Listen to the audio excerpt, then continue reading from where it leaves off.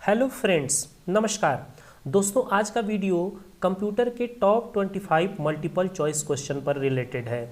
ये सभी के सभी प्रश्न जो है वो पुरानी परीक्षाओं में कई बार पूछे जा चुके हैं और आगे की परीक्षाओं में भी पूछे जाने की पूरी संभावना है। तो ये सभी के सभी 2500 प्रश्न जो है वो बहुत ही खास है और इन प्रश्नों को आप बहुत ही ध्यान से देखिएगा और साथ ही साथ अपने नोटबुक पर नोट भी करते चलिएगा ताकि आसानी से ये सभी के सभी प्रश्न आपको तैयार हो सके। मैं आपको ये विश्वास दिला देता हूं कि अगर आप पूरा वीडियो ध्यान से देखते हैं और लास्ट तक देखते हैं तो आपको लगभग 100 प्रश्न बहुत ही आसानी के साथ तैयार हो जाएंगे। तो चलिए बिना देर किए शुरू करते हैं आज के इस इम्पॉर्टेंट टॉपिक को। नमस्कार दोस्तों, मैं अभय पांडे सीसीआई एजुकेशन नगरा की इस डिजिटल क्लास में एक बार फिर से आप सभी का स्वागत करता हूं। दोस्तों चलते हम लोग सबसे पहले अपने पहले प्रश्न की तरफ और हमारा पहला प्रश्न बहुत ही खास है। जी हाँ दोस्तों, जैसा कि मैंने आपको बताया है कि पुरानी परीक्षाओं में ये सभी के सभी प्रश्न जो है वो बार बार पूछे जा चुके हैं और ये सब आगामी परीक्षाओं में भी पूछे जाने हैं। अगर आप ट्रिपल सी, ओ लेवल या किसी भी तरह के कॉम्पिटिटिव एग्जाम की तैयारी कर रहे हैं जिसमें कंप्यूटर बेस्ड क्वेश्चन आपको आने वाले हैं तो ये सभी के सभी प्रश्न आपको बहुत ही ज़्यादा हेल्प देंगे। तो सबसे पहला प्रश्न यहाँ पर देखिए दिया हुआ है, लिनक्स ऑपरेटिंग सिस्टम का वर्जन किस प्रकार चेक करते हैं। जी हाँ दोस्तों, लिनक्स ऑपरेटिंग सिस्टम में अगर आप वर्जन चेक करना चाहते हैं तो कौन सा सिंटैक्स यूज़ करेंगे। ऑप्शन में देखिए दे रखा है, सबसे पहला ऑप्शन है एस नेम, दूसरा है ओएस नेम, तीसरा है यू नेम और चौथा है नॉन ऑफ द एबव। आपको बताना है कि लिनक्स ऑपरेटिंग सिस्टम का वर्जन किस प्रकार चेक करते हैं। ऑप्शन आपको 4 यहाँ पर मिल चुका है और आपको सबसे राइट आंसर इसमें से सेलेक्ट करना है। आपको बता दें कि यहाँ पर जो पहले प्रश्न का सही उत्तर होगा वो हो जाएगा ऑप्शन सी, यू नेम। जी हाँ दोस्तों, यू नेम सिंटैक्स का यूज़ करके लिनक्स ऑपरेटिंग सिस्टम में आप तात्कालिक वर्जन को चेक कर सकते हैं। इसके अलावा लिनक्स ऑपरेटिंग सिस्टम के बारे में हम आपको बता दें कि यह एक ग्राफिकल यूज़र इंटरफेस यानी कि GUI ऑपरेटिंग सिस्टम है और सबसे खास बात इसका यह है कि इसे लिनक्स टारवाल्ड्स ने 1991 में सबसे पहली बार तैयार किया था। इसकी एक और ख़ास बात आपको बता दें कि लिनक्स ऑपरेटिंग सिस्टम 2 प्रकार के GUI इंटरफेस प्रोवाइड करता है जिसे KDE और जीनोम के नाम से जाना जाता है। साथ ही साथ इसमें सेल, कर्नेल और सिस्टम लाइब्रेरी की बहुत ही अच्छी फैसिलिटी आपको मिल जाती है और ये बहुत ही पॉपुलर ऑपरेटिंग सिस्टम माना जाता है। चलते हम लोग अपने सेकंड क्वेश्चन की तरफ जो कि बहुत ही खास प्रश्न है। जी हाँ दोस्तों, हमारा दूसरा प्रश्न जो है यहाँ पर आपको देखने को मिल रहा होगा, ब्लूटूथ रेडियो वेव सूचना साधारण प्रणाली का एक प्रकार है जो लगभग इस दूरी के लिए बेहतर है। जी हाँ दोस्तों, जो सूचना साधारण प्रणाली में जो ब्लूटूथ रेडियो वेव आते हैं वो कितना डिस्टेंस कवर करता है। ऑप्शन में देखिए दे रखा है 30 फीट या 30 मील या 30 गज या 30 किलोमीटर। तो आपको बताना है कि ब्लूटूथ रेडियो वेव सूचना साधारण प्रणाली का जो एक प्रकार है वह कितनी दूरी को कवर करता है। तो सेकंड प्रश्न यहाँ पर जो दिया हुआ है इसका राइट आंसर जो होगा वो हो जाएगा ऑप्शन ए। जी हाँ दोस्तों, 30 फीट की दूरी जो है ये हमारा ब्लूटूथ रेडियो वेव कवर करता है। आपको बता दें कि ये जो वीडियो है ये हमारी चैनल का 100वां वीडियो है। जी हाँ दोस्तों, ये बहुत ही खास वीडियो हमारे लिए है क्योंकि हमारे चैनल पे पूरे के पूरे 100 वीडियोस इस वीडियो के अपलोड होने के बाद कंप्लीट हो जाएंगे और मैं चाहूँगा कि आप लोग इस वीडियो को ज़्यादा से ज़्यादा शेयर करें ताकि इस वीडियो को ज़्यादा से ज़्यादा लोग देख सकें। क्वेश्चन नंबर 3 यहाँ पर बहुत ही खास प्रश्न है और यहाँ पर लिखा हुआ है, बूलियन डाटा सेल में किस प्रकार के वैल्यू की अनुमति देती है। जी हाँ दोस्तों, जो बूलियन डाटा होता है यह सेल में किस प्रकार के वैल्यू की अनुमति देती है। ऑप्शन में देखिए दे रखा है लॉन्ग डेटा, ट्रू और फॉल्स डेटा, इसके अलावा दिया हुआ है यहाँ पे स्ट्रिंग डेटा या रेफरेंस ऑफ सेल। यानी बूलियन डेटा में सेल में आप किस प्रकार के वैल्यू की अनुमति ये आपको देता है। तो आपको यहाँ पर ABCD जो 4 ऑप्शन दे रहे हैं इसमें से बिल्कुल राइट आंसर आपको बताना है। तो आपको बता दें क्वेश्चन नंबर 3 का जो राइट आंसर होगा वो बिल्कुल राइट आंसर होगा ऑप्शन बी, ट्रू और फॉल्स। जी हाँ दोस्तों, जो बुलियन डेटा होता है वो सेल में ट्रू और फॉल्स वैल्यू की अनुमति देता है, यानी कि आप उसमें ट्रू या फॉल्स दोनों में से कोई भी रख सकते हैं। आपको बता दें कि ये जो प्रश्न है वो कैल्क यानी कि स्प्रेडशीट से रिलेटेड है, और वहाँ पर रो और कॉलम के मिलने के बाद जो उसका इंटरसेक्शन एक बॉक्स बन के तैयार होता है उसी को सेल कहा जाता है, और हम उसमें किसी भी तरह के डेटा को इंसर्ट करते हैं। तो क्वेश्चन नंबर 3 का जो राइट आंसर होगा वो होगा ऑप्शन बी, ट्रू और फॉल्स। आगे चलते हैं हम लोग क्वेश्चन नंबर 4 की तरफ, जो कि बहुत ही खास क्वेश्चन है। जी हाँ दोस्तों, ये जो वीडियो है ये खास करके CCC और O लेवल को ध्यान में रख करके बनाया जा रहा है। इसके अलावा भी अन्य परीक्षाओं में ये सभी के सभी प्रश्न आपको देखने को मिल सकते हैं। तो क्वेश्चन 4 यहाँ पर देखिए दिया हुआ है, पेटीएम के द्वारा इलेक्ट्रॉनिक प्लेटफॉर्म के माध्यम से कौन सा उत्पाद लॉन्च किया गया था। जी हाँ दोस्तों, पेटीएम के द्वारा जो इलेक्ट्रॉनिक प्लेटफॉर्म के माध्यम से कौन सा उत्पाद लॉन्च किया गया था। ऑप्शन में देखिए दिया हुआ है, A gold, B silver, C copper या डी डायमंड। ये कौन सा इलेक्ट्रॉनिक प्लेटफॉर्म जो है, कौन सा उत्पाद लॉन्च किया गया था पेटीएम के द्वारा। तो आपको बताना है गोल्ड, सिल्वर, कॉपर या डायमंड, इन चारों में से कौन सा राइट आंसर होगा। तो आपको बता दें क्वेश्चन नंबर 4 का जो राइट आंसर होगा वो हो जाएगा यहाँ पे ऑप्शन ए, गोल्ड। जी हाँ दोस्तों, पेटीएम गोल्ड की सुविधा जो है आपको मिल जाती है पेटीएम के अंतर्गत, जो कि इलेक्ट्रॉनिक प्लेटफॉर्म के माध्यम से एक उत्पाद है जहां पर आप आसानी के साथ हैवी अमाउंट जो है वो ट्रांजैक्शन कर सकते हैं। पेटीएम जो है यह एक तरह का वॉलेट है जिसमें इलेक्ट्रॉनिक ट्रांजैक्शन करने की सुविधा आपको मिल जाती है। आगे चलते हैं हम लोग क्वेश्चन नंबर 5 पर। जी हाँ दोस्तों, बहुत ही अच्छा प्रश्न है ये। क्वेश्चन नंबर 5वां यहाँ पर आपको बहुत ही अच्छा प्रश्न देखने को मिल रहा है। लिखा हुआ है, निम्नलिखित में से कौन सा व्यू लिब्रे ऑफिस इम्प्रेस में नहीं होता है। जी हाँ दोस्तों, सबसे पहले तो आपको इस पूरे प्रश्न को थोड़ा सा ध्यान देना पड़ेगा, क्योंकि यहाँ पर नहीं शब्द जुड़ा है जिससे यह प्रश्न जो है वो बहुत ही खास और स्पेशल बन जा रहा है। इसलिए प्रश्न को एक बार फिर से ध्यान से पढ़ लीजिए। निम्नलिखित में से कौन सा व्यू लिब्रे ऑफिस इम्प्रेस में नहीं होता है। इम्प्रेस के अंतर्गत यहाँ पर पूछा गया है। ऑप्शन देखिए दिया हुआ है, slide show, slide shorter, shorter view या नॉन ऑफ द एबव। आपको बताना है कि लिब्रे ऑफिस इम्प्रेस के अंतर्गत कौन सा इनमें से व्यू नहीं होता है। तो आपको मैं जब तक आंसर आप सोच रहे हैं तब तक आपको बता दें कि लिब्रे ऑफिस एक तरह का जो है वह ओपन सोर्स जो है एप्लीकेशन है, जो बिल्कुल MS ऑफिस की तरह ही वर्क करता है। इसमें 6 एप्लीकेशन आते हैं, और जैसा कि पावर पॉइंट एक प्रेजेंटेशन प्रोग्राम है, ठीक उसी तरह से लिब्रे ऑफिस के अंतर्गत इम्प्रेस प्रोग्राम दिया गया है जो प्रेजेंटेशन बनाने के लिए यूज़ किया जाता है। और यहाँ इस प्रश्न में पूछा गया है कि कौन सा व्यू इम्प्रेस में नहीं होता है। और आपको बता दें क्वेश्चन नंबर 5 का जो राइट आंसर होगा वो हो जाएगा ऑप्शन सी, यहाँ पर शॉर्टर व्यू। जी हाँ दोस्तों, स्लाइड शॉर्टर व्यू होता है। शॉर्टर व्यू के नाम से कोई भी व्यू जो है वो इम्प्रेस के अंतर्गत नहीं होता है।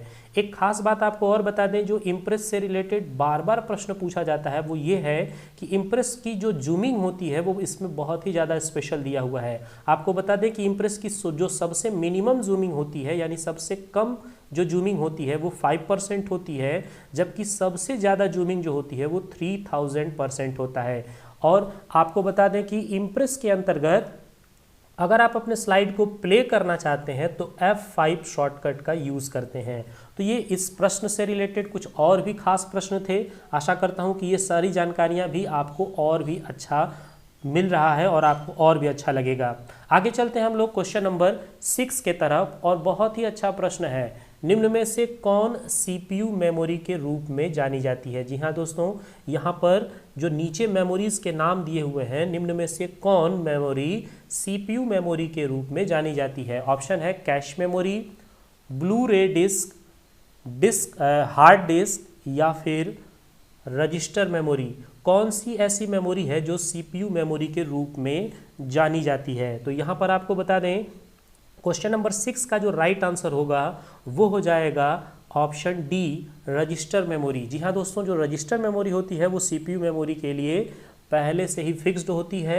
CPU का पूरा नाम सेंट्रल प्रोसेसिंग यूनिट होता है, जो कंप्यूटर का मस्तिष्क कहा जाता है, और यह जो है CU, MU और ALU के पार्ट में बटा हुआ होता है। जबकि इसके अलावा हम आपको बता दें कैश मेमोरी जो होती है वो रैम का भाग होता है, ब्लू रे डिस्क जो है वो ऑप्टिकल डिस्क का एक नाम है, और हार्ड डिस्क जो हमारे कंप्यूटर का सबसे मेन मेमोरी होता है, जो एक्सटर्नल मेमोरी के अंतर्गत आता है, जहां पर हम किसी भी तरह के डेटा को सेव करके रखते हैं, उसे हार्ड डिस्क कहते हैं। जबकि इस प्रश्न का राइट आंसर हो जाएगा ऑप्शन डी, रजिस्टर मेमोरी। आगे चलते हैं हम लोग क्वेश्चन नंबर 7 की तरफ, और यहाँ पर देखिए प्रश्न दिया हुआ है यूआरएल यानी यूनिफॉर्म रिसोर्स लोकेटर में अक्षरों की संख्या कितनी होती है। जी हाँ दोस्तों, कितने कैरेक्टर्स जो है वो यूआरएल के अंतर्गत आप यूज़ कर सकते हैं। यूआरएल यानी यूनिफॉर्म रिसोर्स लोकेटर में अक्षरों की संख्या कितनी होती है। ऑप्शन ए है 100, ऑप्शन बी 155 यानी 155, ऑप्शन सी है 255 यानी 255, या ऑप्शन डी है 600। आपको बताना है यूआरएल यानी यूनिफॉर्म रिसोर्स लोकेटर में अक्षरों की संख्या कितनी होती है। तो यहाँ पर ऑप्शन जो क्वेश्चन नंबर 7 का राइट होगा वह ऑप्शन होगा ऑप्शन सी। जी हाँ दोस्तों, 255 कैरेक्टर जो है आप यूआरएल के अंतर्गत संख्या जो है वो रख सकते हैं अक्षरों की। यूआरएल जो होता है या किसी भी सर्च इंजन में एक जो बॉक्स बना होता है उसी को यूआरएल बार कहा जाता है, जहां पर हम किसी भी तरह के वेबसाइट्स को लिख करके और इन्फॉर्मेशन को ढूंढने का काम करते हैं। और यहां पर जो यूआरएल होता है वह 255 अक्षरों की संख्या उसकी होती है। आगे चलते हैं क्वेश्चन नंबर 8 की तरफ, और बहुत ही अच्छा प्रश्न सर्च इंजन से रिलेटेड है। सर्च इंजन में प्रयुक्त होने वाले शब्द क्या कहलाते हैं। जी हाँ दोस्तों, किसी भी सर्च इंजन के यूआरएल में जो हम शब्द लिख करके और किसी वेबसाइट्स को ढूंढते हैं, उस शब्द प्रयुक्त होने वाला जो शब्द होता है वो क्या कहलाता है, यहाँ पर प्रश्न में पूछा गया है। तो ऑप्शन देखिए दिया हुआ है यहाँ पर, ऑप्शन ए है सर्च इंजन वर्ड या सर्च वर्ड, वर्ड या कीवर्ड। आपको बताना है कि सर्च इंजन में प्रयुक्त होने वाले शब्द जो होते हैं वो क्या कहलाते हैं। ऑप्शन यहाँ पर आपको बता दें कि क्वेश्चन नंबर 8 का जो राइट आंसर होगा वो हो जाएगा यहाँ पर ऑप्शन डी। जी हाँ दोस्तों, उसको हम कीवर्ड कहते हैं। किसी भी सर्च इंजन में जो भी हम लिख करके और सूचनाओं को ढूंढने का काम करते हैं, तो वो लिखे जाने वाली सूचनाएं जो होती हैं या जो शब्द होते हैं उन सभी को हम कीवर्ड्स कहते हैं, और ये सभी एल्गोरिथम पे काम करते हैं। तो सर्च इंजन के बारे में अगर आपको बता दें तो दुनिया का जो सबसे पहला सर्च इंजन है वो आर्ची है, और जो सबसे फेमस सर्च इंजन है वो गूगल है। इसके अलावा आपको बता दें माइक्रोसॉफ्ट कंपनी ने एक सर्च इंजन बनाया है जिसका नाम है बीइंग। तो इससे रिलेटेड ये सब भी प्रश्न आपसे बार बार परीक्षाओं में पूछे जाते हैं, तो इन सब को भी आप याद रखिएगा। आगे चलते हैं हम लोग क्वेश्चन नंबर 9 के तरफ, और बहुत ही खास प्रश्न है, बिल्कुल प्रैक्टिकली प्रश्न है ये, और इसे अगर आपने कंप्यूटर सिस्टम में प्रैक्टिकल किया होगा और ध्यान दिया होगा तो ज़रूर इस प्रश्न को आप आसानी से सॉल्व कर लेंगे। क्वेश्चन देखिए दिया हुआ है, विंडोज़ ओएस में यानी विंडोज़ में फाइल एंड फोल्डर के नाम के स्थान पर निम्न में से कौन सा चिन्ह प्रयुक्त होता है। यानी इनमें से ये जो 4 चिन्ह नीचे दिए हुए हैं, इनमें से कौन सा चिन्ह जो है वो फाइल एंड फोल्डर के नाम के स्थान पर यूज़ करते हैं। ऑप्शन में देखिए दिया हुआ है, सबसे पहला ऑप्शन है सेमी कॉलन, इसके अलावा क्वेश्चन मार्क, थर्ड नंबर का ऑप्शन है डबल इन्वर्टेड कॉमा, या फोर्थ नंबर का ऑप्शन है स्टार। आप कौन सा सिंबल जो है वो फाइल एंड फोल्डर के नाम पर यूज़ कर सकते हैं, semi colon, question mark, double inverted comma या फिर स्टार। तो आपको बता दें कि इसमें जो राइट आंसर होगा वो होगा ऑप्शन ए। जी हाँ दोस्तों, फाइल और फोल्डर के नाम पर आप सेमी कॉलन तो यूज़ कर सकते हैं, इनके अलावा question mark, double inverted comma और जो स्टार का साइन बना हुआ है, इनको आप फाइल और फोल्डर के नाम पर यूज़ नहीं कर सकते हैं। जब भी आप अगर question mark, double inverted comma या फिर स्टार वाला या स्लैश यूज़ करेंगे तो वहाँ पे आपको वार्निंग देखने को मिल जाएगा, और एक्स्ट्रा सिंबल में केवल और केवल आप यहाँ पर सेमी कॉलन यूज़ कर सकते हैं। तो बहुत ही ये खास प्रश्न है, बिल्कुल प्रैक्टिकली क्वेश्चन है। अगर आपने ध्यान से इसे देखा होगा या प्रैक्टिकल किया होगा तो आपके लिए बहुत ही आसान प्रश्न था। आगे चलते हैं हम लोग क्वेश्चन नंबर 10 की तरफ, और बहुत अच्छा प्रश्न है, 200 रुपये के नोट का आकार कितना होता है। जी हाँ दोस्तों, जो 200 रुपये के नए नोट जारी किए गए हैं उस नोट का साइज़ क्या है, यहाँ पर पूछा गया है। तो ऑप्शन में देखिए दिया हुआ है 166 इंटू 46 mm, या 65 इंटू 66 mm, या 120 इंटू 43 mm, या 165 इंटू 54 mm। तो यहाँ पर आपको बताना है कि 200 रुपये की जो नोट होती है उसका साइज़ कितना होता है, यहाँ पर आपको राइट आंसर करना है। आपको बता दें कि इंडिया में वर्तमान समय के अंतर्गत 1 रुपये से लेकर के और 2000 रुपये तक की नोट जो है वो प्रचलन में है। अभी 500 और 1000 की नोटों को बंद करके और उनकी जगह पर नए नोट जारी किए गए हैं। साथ ही साथ 2000 रुपये का सबसे बड़ा नोट जो है वो जारी किया गया है। और नोटों से रिलेटेड बार बार प्रश्न जो है वो पूछे जा रहे हैं आजकल। तो आपको यहाँ पर बताना है कि 200 रुपये के नोट का आकार कितना होता है। आपको बता दें क्वेश्चन नंबर 10 का जो राइट आंसर होगा वो हो जाएगा ऑप्शन ए 166 गुणे 46 mm, यानी 166 इंटू 46 mm जो है यह 200 रुपये की नोट का आकार होता है। ये बहुत खास प्रश्न है। इसके अलावा प्रश्नों से रिलेटेड नोट से रिलेटेड मैं आपको कुछ और भी बातें इंटरेस्टिंग बता दूं। आपको बता दें कि भारत में 1 रुपये का 2, 5, 10, 20, 50, 100, 200, 500 और 2000 इतनी नोटें जो है वो प्रचलन में हैं। एक खास बात और आपको बता दें कि जो सबसे 2 रुपये की नोट से लेकर के और 2000 तक की नोट पर आरबीआई गवर्नर का सिग्नेचर होता है। और वर्तमान में श्री शक्तिकांत दास जी जो है वो हमारे आरबीआई के गवर्नर हैं। जबकि 1 रुपये की नोट पर वित्त सचिव का सिग्नेचर होता है। जी हाँ दोस्तों, ये प्रश्न कई बार पूछा गया है और अलग अलग परीक्षाओं में इसको पूछा जाता है। तो आप याद रखिएगा, 1 रुपये की नोट जो है वो भारत सरकार द्वारा जारी किया जाता है और जिस पर वित्त सचिव का सिग्नेचर होता है। और अगर हम वर्तमान की बात करें तो आज वर्तमान में श्री अजय भूषण पांडे जी जो है वो वित्त सचिव के पद पर नियुक्त हैं। तो इस नोट से रिलेटेड कई सारे प्रश्नों पे हमने डिस्कस किया। आशा करता हूँ ये सारे इन्फॉर्मेशन आपको बहुत अच्छे लगे होंगे। इन सभी इन्फॉर्मेशन के लिए एक लाइक तो ज़रूर बनता है। और दोस्तों, अगर ये वीडियो आपको अच्छा लगेगा तो अपने दोस्तों में ज़रूर शेयर करिएगा। चैनल पर नए होंगे तो सब्सक्राइब करके बेल आइकन प्रेस कर लीजिएगा। आगे चलते हैं हम लोग क्वेश्चन नंबर 11 की तरफ, जो कि बहुत ही खास प्रश्न है। जी हाँ दोस्तों, देखिए ये ईथरनेट केबल के बारे में यहाँ पे बात हो रही है। ईथरनेट में डाटा ट्रांसफ़र रेट कितने बीट होती है? कितने बीट में होती है डेटा का ट्रांसफ़र ईथरनेट केबल में? जी हाँ दोस्तों, ईथरनेट में डाटा ट्रांसफ़र रेट कितने बीट होती है? ऑप्शन में देखिए दिया हुआ है यहाँ पे 10 Mbps या 10 Bps या 10 kbps या नॉन ऑफ द एबव। आपको बताना है कि 10 मेगाबाइट पर सेकेंड या 10 बीट पर सेकेंड या 10 किलोबाइट पर सेकेंड या नॉन ऑफ द एबव। यहाँ पर पूछा गया है ईथरनेट में डाटा ट्रांसफ़र रेट। तो आपको बता दें क्वेश्चन नंबर 11 का जो राइट आंसर होगा वो हो जाएगा यहाँ पर 10 Mbps। जी हाँ दोस्तों, Mbps यानी मेगाबाइट पर सेकेंड। Bps का यहाँ पर पूरा नाम है बीट पर सेकेंड और इसे हम बाइट पर सेकेंड भी कह सकते हैं। इसके अलावा जो है आपको यहाँ पर किलोबाइट पर सेकेंड देखने को मिल रहा है। कुछ खास मेमोरी का मेज़रमेंट मैं आपको जल्दी जल्दी बता दूँ और रिमाइंड करा दूँ आपको कि सबसे जो छोटी मेमोरी की इकाई होती है उसे हम बीट कहते हैं, जिसका पूरा नाम बाइनरी डिजिट है। 4 बीट मिलने पर एक निबल बनता है। 2 निबल या 8 बीट मिलने पर एक बाइनरी एक जो है वो आपका बाइट बनता है।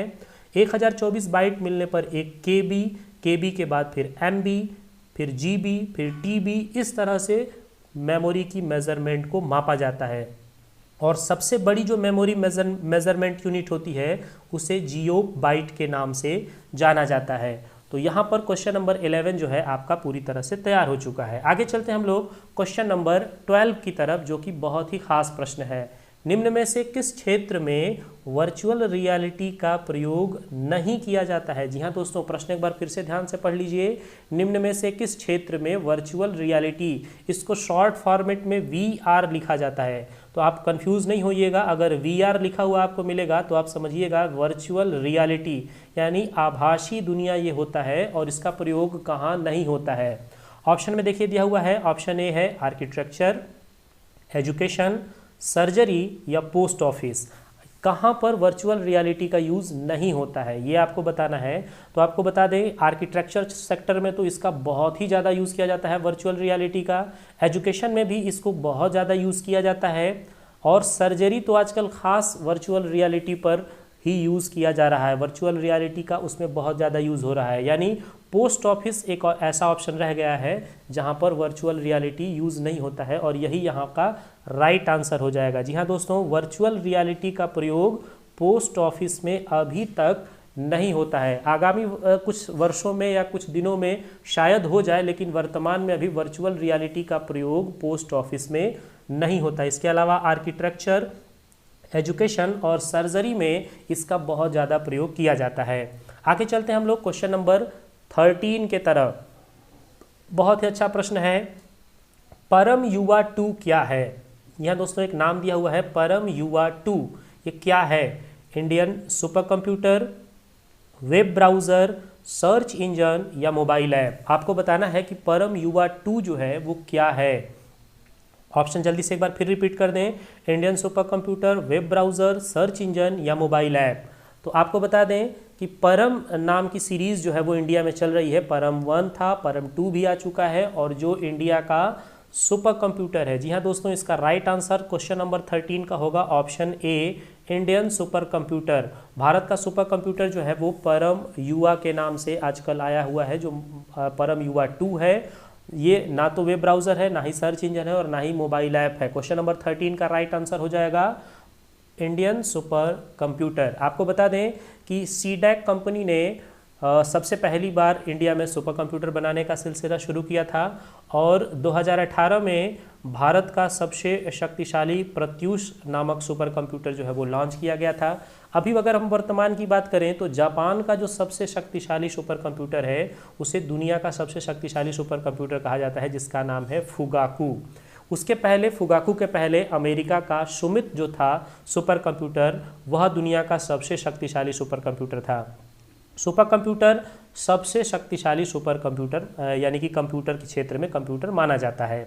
आगे चलते हैं हम लोग क्वेश्चन नंबर 14 के तरफ। बहुत खास प्रश्न है, सिस्टम हैकिंग में सबसे महत्वपूर्ण गतिविधि क्या है? जी हाँ दोस्तों, सिस्टम हैकिंग की अगर बात आएगी तो उसमें सबसे महत्वपूर्ण, मोस्ट इम्पॉर्टेंट जो गतिविधि होगी वो क्या है? यहाँ पर ऑप्शन में देखिए दिया हुआ है, information collect, password cracking, travelling track या फिर कलेक्टिंग न्यूज़। आपको बताना है कि सिस्टम हैकिंग में सबसे महत्वपूर्ण गतिविधि क्या है। इन चारों ऑप्शनों में information collect, password cracking, travelling, इसके अलावा ट्रैक और कलेक्टिंग न्यूज़, कौन सा राइट आंसर होगा? तो क्वेश्चन नंबर 14 का जो बिल्कुल राइट आंसर होगा वो हो जाएगा ऑप्शन बी। जी हाँ दोस्तों, पासवर्ड क्रैकिंग ये सिस्टम हैकिंग का सबसे इम्पॉर्टेंट गतिविधि होता है, और पासवर्ड अगर हम क्रैक कर लेते हैं तो फिर आसानी से किसी भी तरह की जानकारियां हम प्राप्त कर सकते हैं। तो इन सभी गतिविधियों में सबसे जो मोस्ट इम्पॉर्टेंट गतिविधि होगी वो होगा पासवर्ड क्रैकिंग का। आपको बता दें, हैकिंग जो है वह एक तरह का अपराध है जो कि साइबर क्राइम के अंतर्गत आता है, और ना तो हैकिंग करना चाहिए और इस हैकिंग से अपने आप को बचाना भी चाहिए। इसके लिए अपने सिस्टम को बहुत ही बेहतर रखना चाहिए, पासवर्ड से युक्त रखना चाहिए। इसके अलावा एंटीवायरस सॉफ्टवेयरों का यूज़ करते रहना चाहिए, अपने सिस्टम को कंटिन्यू अपडेट करते रहना चाहिए, और फायरवॉल को हमेशा एक्टिव रखना चाहिए। तो ये सब बातें जो है अपने सिस्टम को सिक्योर रखने के लिए रखना चाहिए, ताकि आप वायरस से बच सकें। आगे चलते हैं हम लोग क्वेश्चन नंबर 15 के तरफ, और बहुत अच्छा प्रश्न है, क्लाउड कंप्यूटिंग का उदाहरण है। जी हाँ दोस्तों, क्लाउड कंप्यूटिंग का यहाँ पर एग्जाम्पल पूछा गया है। तो यहाँ पर देखिए ऑप्शन में दिया हुआ है pen drive, hard disk, Google drive या ऑल ऑफ द एबव। आपको बताना है क्लाउड कंप्यूटिंग का इनमें से उदाहरण कौन सा है। यहाँ पर आपको बता दें, क्लाउड कंप्यूटिंग जो होता है, कंप्यूटर के हार्ड डिस्क में किसी डेटा को सुरक्षित किए बिना डायरेक्ट सर्वर पर उस डेटा को सुरक्षित करना ही क्लाउड कंप्यूटिंग कहलाता है। और यहाँ पर क्लाउड कंप्यूटिंग जो है वो इंटरनेट से संबंधित है, और यहाँ पर जो राइट आंसर होगा क्वेश्चन नंबर 15 का वो हो जाएगा ऑप्शन सी, गूगल ड्राइव। जी हाँ दोस्तों, गूगल ड्राइव जो है यह एक तरह का क्लाउड कंप्यूटिंग का एग्जाम्पल है, जहाँ पर आप अपने डेटा को आसानी से सुरक्षित करके रख सकते हैं। खास बात आपको बता दें कि अगर आप गूगल के प्रोवाइडर जीमेल पर अगर आप अकाउंट नया क्रिएट करते हैं और उसके थ्रू अगर आप गूगल ड्राइव चलाते हैं तो वहाँ 15 GB तक, यानी 15 गीगाबाइट तक आप आसानी के साथ अपने डेटा को सुरक्षित करके रख सकते हैं। उसके लिए किसी मेमोरी की आपको आवश्यकता नहीं होगी। आगे चलते हैं हम लोग क्वेश्चन नंबर 16 के तरफ, और बहुत ही अच्छा प्रश्न है। प्रश्न थोड़ा सा बड़ा है लेकिन आसान है, इसको ध्यान से समझिए। निम्न में से कौन सा वायरस इंटरनेट पर उपयोगकर्ता के गतिविधि पर नज़र रखता है और किसी अन्य व्यक्ति के लिए उस जानकारी को प्रस्तुत करता है? उसका नाम क्या है? यहाँ पर पूछा गया है, उसको हम क्या कहते हैं? मेलवेयर, स्पाईवेयर, एडवेयर या कीलॉगर्स? आपको बताना है कि इस 16वें प्रश्न में कौन सा होगा right answer. Malware, spyware, adware या कीलॉगर्स? आपको बताना है। बहुत ध्यान से इस प्रश्न को एक बार दो बार पढ़ लीजिएगा और उसके बाद से आप अपना आंसर बताइएगा। हम आपको बता दें क्वेश्चन नंबर 16 का जो बिल्कुल राइट आंसर होगा वो हो जाएगा ऑप्शन बी, स्पाईवेयर। जी हाँ दोस्तों, स्पाईवेयर जो होता है वो इंटरनेट पर जो यूज़र्स होते हैं उनकी कंप्लीट गतिविधियों को ध्यान में रखता है और उन डेटा को दूसरों के साथ साझा भी करता है। जबकि एडवेयर जो होता है वो पॉपअप न्यूज़ की जैसे आपके विंडो पर आ जाता है और उन पर क्लिक करके आप अपनी जानकारी अगर देते हैं तो वो सारी जानकारियां दूसरों के साथ साझा की जाती हैं। जबकि कीलॉगर्स जो होते हैं वो आपके पासवर्ड वगैरह को क्रैक करने के लिए यूज़ किए जाते हैं। तो ये सभी के सभी वायरस हैं और ये सब इंटरनेट पर बहुत ही ज़्यादा एक्टिव वायरस माने जाते हैं। आगे चलते हैं हम लोग। तो अगला प्रश्न हमारा ई वॉलेट से रिलेटेड है। ई वॉलेट के प्रकार हैं। जी हाँ दोस्तों, ई का मतलब इलेक्ट्रॉनिक यहाँ पे है, तो इलेक्ट्रॉनिक वॉलेट के प्रकार हैं semi closed wallet, closed wallet, both या नॉन ऑफ द एबव। तो आपको बता दें कि यहाँ पर जो है ई वॉलेट के बारे में दिया हुआ है और ई वॉलेट का जो राइट आंसर यहाँ पर है वो हो जाएगा बॉथ, यानी सेमी क्लोज्ड वॉलेट और क्लोज्ड वॉलेट ये दोनों ही ई वॉलेट के टाइप है। इस वजह से यहाँ पर राइट आंसर जो होगा वो हो जाएगा ऑप्शन सी, बॉथ। आगे चलते हैं हम लोग क्वेश्चन नंबर 18 के तरफ, और यहाँ पर 18 नंबर का क्वेश्चन दिया हुआ है आरपीए प्रोसेस किसके द्वारा क्रिएट किया जाता है? जी हाँ दोस्तों, आरपीए जो प्रोसेस होता है वो किसके द्वारा क्रिएट किया जाता है? आरपीए का पूरा नाम आपको बता दें, रोबोटिक प्रोसेस ऑटोमेशन होता है। और ये किसके द्वारा क्रिएट किया जाता है? ऑप्शन में देखिए दिया हुआ है यूज़र, रोबोट, टेस्टर या मशीन। आपको बताना है कि आरपीए जो प्रोसेस है वो किसके द्वारा क्रिएट किया जाता है। तो क्वेश्चन नंबर 18 का जो राइट आंसर होगा वो हो जाएगा यूज़र के द्वारा। जी हाँ दोस्तों, रोबोटिक प्रोसेस ऑटोमेशन जो होता है इसकी सारी प्रोसेसिंग को यूज़र क्रिएट करता है और यूज़र मशीनों को अपने आधार पर चलाने का काम करता है। और पूरे के पूरे तकनीक को आजकल 9 अलग अलग स्किल में डिवाइड किया गया है, जिनमें आरपीए भी शामिल है, जिसको रोबोटिक प्रोसेस ऑटोमेशन के नाम से जाना जाता है। इसमें हम अपने बहुत सारे कामों को जो कि कंटिन्यू रिपीटेबल वर्क होते हैं उनको हम मशीनों के द्वारा कराते हैं, क्योंकि मशीनें जो हैं वो बिना थके हुए लंबे समय तक आसानी से वर्क करने में माहिर होती हैं। आगे चलते हैं हम लोग क्वेश्चन नंबर 19 के तरफ, और देखिए बहुत ही अच्छा प्रश्न है। जब इंटरनेट कंप्यूटर से जुड़ता है तो कौन सी आईपी एड्रेस बदल जाती है? जी हाँ दोस्तों, बहुत ही इंपॉर्टेंट प्रश्न है, मोस्ट इंपॉर्टेंट क्वेश्चन है ये, और बहुत ध्यान से इसको समझिएगा क्योंकि इस तरह के प्रश्न जो है बहुत परीक्षाओं में पूछे जाते हैं। जब इंटरनेट कंप्यूटर से जुड़ता है तो कौन सी आईपी एड्रेस बदल जाती है? ऑप्शन में देखिए दिया हुआ है dynamic address, static address, both या नॉन ऑफ द एबव। आपको बताना है कौन सा एड्रेस चेंज होता है। तो आप इन दोनों नामों में देखिए दो नाम यहाँ पे दिए हुए हैं, डायनेमिक एड्रेस और स्टैटिक एड्रेस। अगर आपने इंटरनेट में इन दोनों आईपी एड्रेस के बारे में नाम सुना होगा तो ज़रूर आप आसानी के साथ इसका राइट आंसर कर जाएंगे।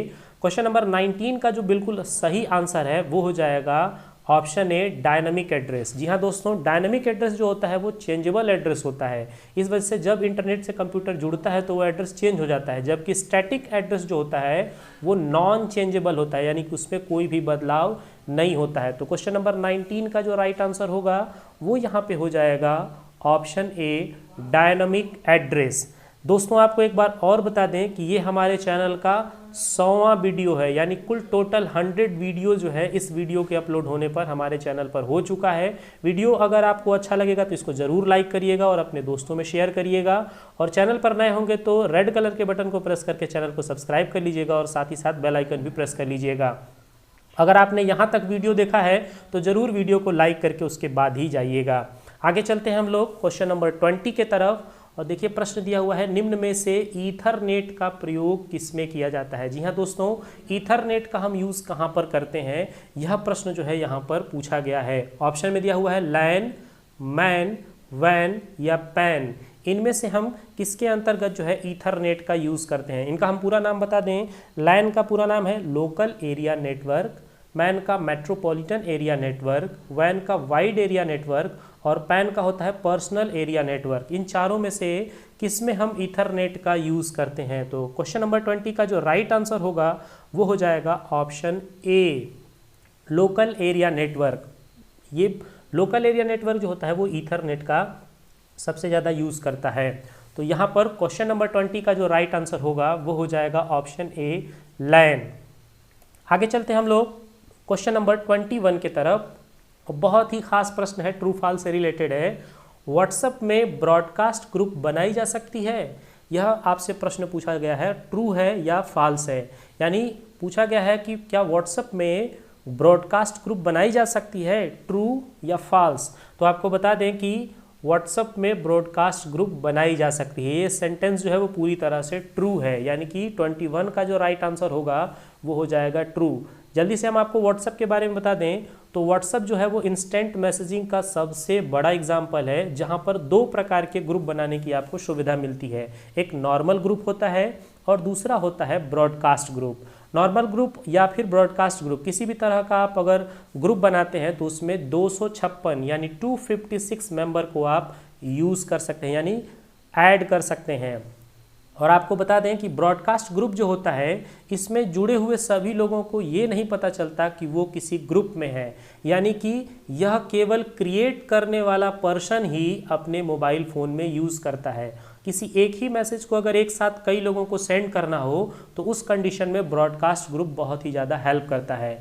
आपको एक और ख़ास बात बता दें कि व्हाट्सएप पर किसी भी मैसेज या किसी इमेज को आप मैक्सिमम 5 लोगों को शेयर कर सकते हैं, और अगर वही मैसेज एक साथ बहुत सारे लोगों को शेयर करना हो तो वैसी कंडीशन में ब्रॉडकास्ट ग्रुप का यूज़ किया जाता है, जिसमें हम अपने सभी कॉन्टैक्ट को ऐड कर सकते हैं। मैक्सिमम 256 लोगों को ही ब्रॉडकास्ट ग्रुप में ऐड किया जा सकता है।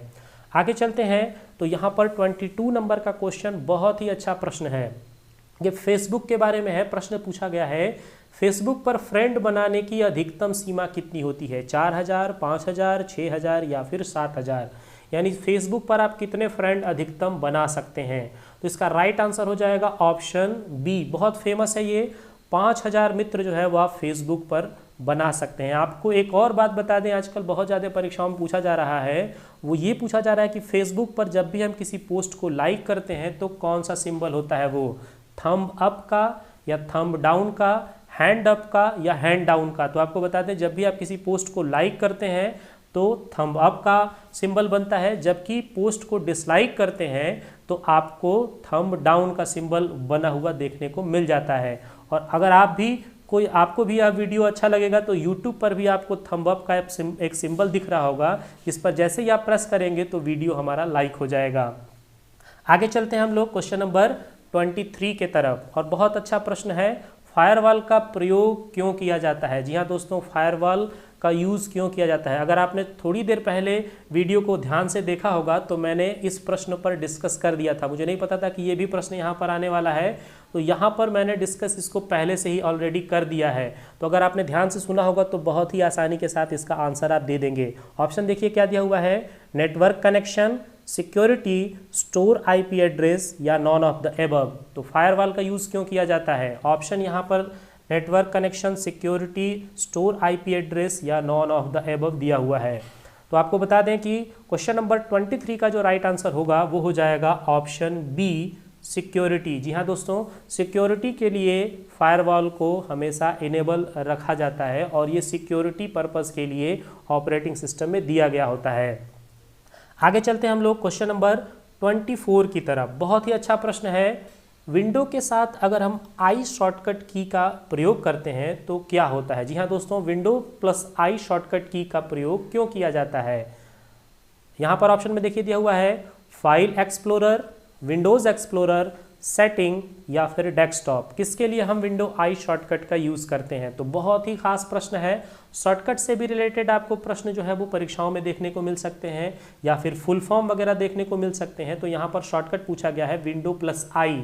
तो आपको बता दें कि 24 का जो राइट आंसर होगा वो होगा ऑप्शन सी, सेटिंग। जी हाँ दोस्तों, विंडो के साथ आई बटन अगर आप प्रेस करेंगे तो आपको सेटिंग नामक डायलॉग बॉक्स जो है वो ओपन होकर के विंडोज़ ऑपरेटिंग सिस्टम में मिल जाएगा। तो यहाँ पर 24 का जो राइट आंसर होगा वो हो जाएगा ऑप्शन सी। आगे चलते हैं यहाँ पर क्वेश्चन नंबर 25 के तरफ, और यहाँ पर लिखा हुआ है पीएनजी का पूरा नाम क्या है। जी हाँ दोस्तों, पीएनजी का पूरा नाम यहाँ पर पूछा गया है।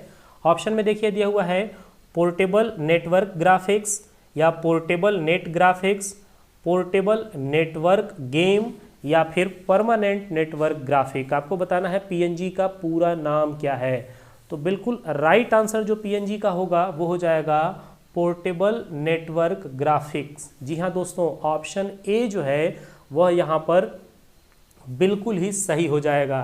तो आशा करते हैं कि ये पूरा का पूरा वीडियो जो है आपको बहुत ही अच्छा लगा होगा और आपकी जानकारी को बहुत ज़्यादा बढ़ाया होगा, और आपकी अगली परीक्षाओं में ये सभी के सभी प्रश्न आपको बहुत ज़्यादा हेल्प करेंगे।